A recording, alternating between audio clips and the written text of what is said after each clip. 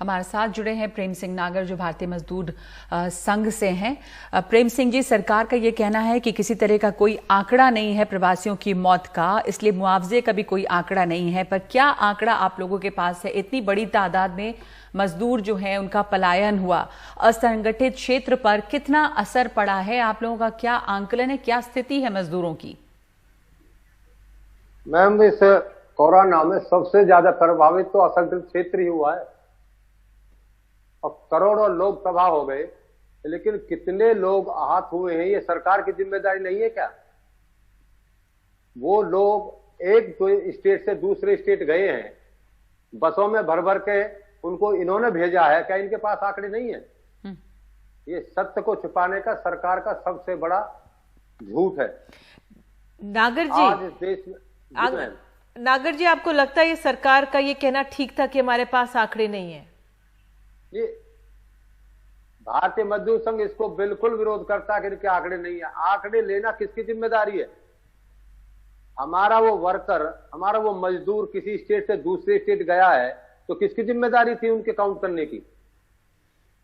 और क्या और क्योंकि जब आंकड़े नहीं होंगे तो मुआवजे में समस्या आएगी, और सरकार ने खुद बाद में मजदूरों को भेजा है, सरकारी इंतजाम हुआ, बसों में भेजा गया, तो जाहिर है कि ये सरासर गलत है और मुआवजे की जरूरत है। तो मुआवजे का भी कोई आंकड़ा नहीं होगा फिर तो?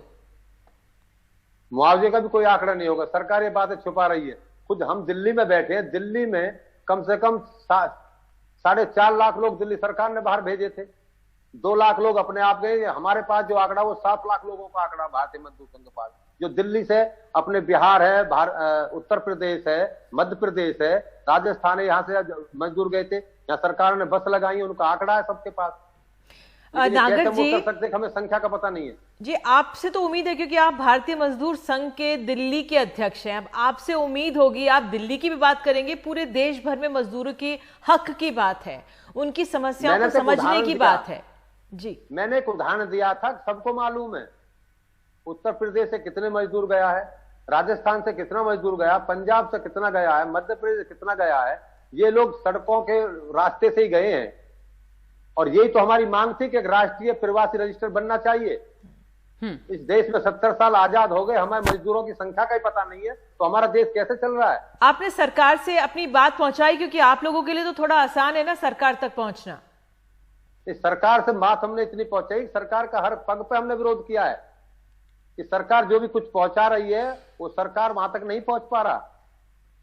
हमने पीछे भारतीय मजदूर संघ में पूरे देश में 24 जुलाई से और 30 जुलाई तक सरकार जगाओ आंदोलन सप्ताह चलाया पूरे देश में। आप लोग अब आज मजदूरों की जो हालत है वो देखने लायक नहीं है जी। अब जो मजदूर वापस आ रहे हैं, जो पलायन वापस शहरों में हो रहा है, क्या मजदूर वापस आ पाए हैं? उनको काम मिला है? कितने लोग लौटे हैं? दिल्ली की बात आपने की कि 7 लाख मजदूर यहां से बाहर गए थे, तो इस समय क्या स्थिति है उनके रोजगार की? वो बेरोजगार है बिल्कुल, उनके रोटी के लाले हैं। जो जहां भी अपने स्टेट में, क्या उनके लिए हमको रोजगार थोड़ी था? वो तो इस कोरोना की मौत के कारण इस भय से गए थे कि पता नहीं क्या हो जाए, उनको कुछ पता नहीं था, उनके सर पे हाथ रखने वाला कोई नहीं था, क्योंकि वो असंगठित क्षेत्र से आते हैं। इस देश में असंगठित क्षेत्र मजदूर ही इस देश को बनाता है। उसमें रेहड़ी वाला है, पटरी वाला है, बेलदार है, मजदूर है, उसमें प्रेस वाला है, उसमें टेंट वाला है, आज सब बेरोजगार है। नागर जी, आप इस समस्या या ये जो परिस्थिति बनी है उसका समाधान क्या देखते हैं? क्या ऐसे में किया जा सकता है? समाधान हो सकता है। आज सरकार ने 20 लाख करोड़, 2 लाख करोड़, 21,000 करोड़ के जो बार बार जो पैकेज दिया है, एम्प्लॉयर को दिया है, तो एम्प्लॉय को भी मिलना चाहिए। अभी हमने परसों ही जी भारतीय मजदूर संघ ने पूरे देश में आजीविका बचाओ आंदोलन किया। देश के 600 जिलों में 3000 ब्लॉकों में हमने सरकार के खिलाफ प्रदर्शन किया है कि आजीविका बचाओ आंदोलन। रोजगार नहीं बच रहा, रोजगार की गारंटी सरकारी कार्यक्रम ही नहीं है। रोजगार तो वो भी है जो सड़क पे पानी बेचता है, रोजगार तो वो भी है जो रेहड़ी लगाकर अपना पेट भरता है, रोजगार तो प्लम्बर का भी है जो रोड पर सुबह जाता है और इंतजार करता कोई बुलाने आएगा। रोज तो पेंटर का भी है, कोई अपने घर में पेंट करवाएगा मेरे से। रोजगार तो प्रेस का भी है, रोजगार तो टेंट वाले का भी है। एक टेंट वाला होता है, 100 वर्कर होते हैं, तो टेंट जो गाड़ता है वो वर्कर उस दिन वो झाड़ी मिलती है, उससे अपने परिवार का पेट भरता है। रोजगार उसका भी चला गया जो शादी में बग्गी लेकर के दूल्हा के लिए, दूल्हा वाले अपनी गाड़ी की उसके लिए शादी के लिए घोड़ी बुक करते थे। साल में कितनी उसकी बुक होती थी? 20 दिन। 20 दिन में भी अगर 2000 मिलते थे, उसको 40,000 हो गए, परिवार बनता था। ये सब रोजगार खत्म है। लेकिन ये सब कोरोना से ही तो सरकार की जिम्मेदारी है कि इन सब के लिए भी कोई पैकेज दे, इनके लिए भी कोई भविष्य की योजना बनाए। नागर जी, आपकी बात और आपकी पीड़ा और आपका रोष आपकी आवाज में साफ झलक रहा है, लेकिन मैं आपसे ये समझना चाहूंगी कि किस तरह से अब आप लोग आगे बढ़ना चाहते हैं, क्योंकि आप लोगों की आवाज इतनी सुनाई ऊपर मुखर तौर पर नहीं देती, सुर्खियों में नहीं आती। क्या आप ऐसे और संगठनों को एकजुट करेंगे जो मजदूरों की बात करें, या क्या आगे का विचार है आप लोगों का? नहीं, हमारा तो सिर्फ एक ही ध्येय, मजदूर को उसका हक मिलना चाहिए। कम से कम रोटी के लाले तो ना पड़े। आज देश में जो हालत है, होटल वालों ने अपना वर्कर जो 10 साल से पहले था, कई होटलों की शिकायत आती है कि उनको निकाल के बाहर कर दिया। जब करोड़ों का बेनिफिट वो होटल मालिक कमाता था, तो यही तो वर्कर था, आज उसको बाहर कर दिया। तो अनलॉक हुआ तो उसका असर नहीं दिखा सर। अनलॉक अब हुआ है, बार बार अर्थव्यवस्था खोल दी गई है कहा जा रहा है, तो क्या हमारे मजदूरों को वापस वो रोजगार नहीं मिल रहा? अब क्या? मैं उसकी ताजा घटना बता रहा हूं, वो रोजगार नहीं मिल रहा जी। वो कंपनी मालिक उसको वापस नहीं ले रहा, वो होटल वाला उसको नहीं ले रहा, वो कंपनी वाले भी प्राइवेट सेक्टर में भी उनको वापस नहीं ले रही। ऐसी कहानी आ रही है कि जो बीटेक करके हमारा युवा 35,000 रुपए पर मंथ में वहां लगा हुआ था, आज उसको वहां पे उसको दरवाजे बंद कर दिए गए।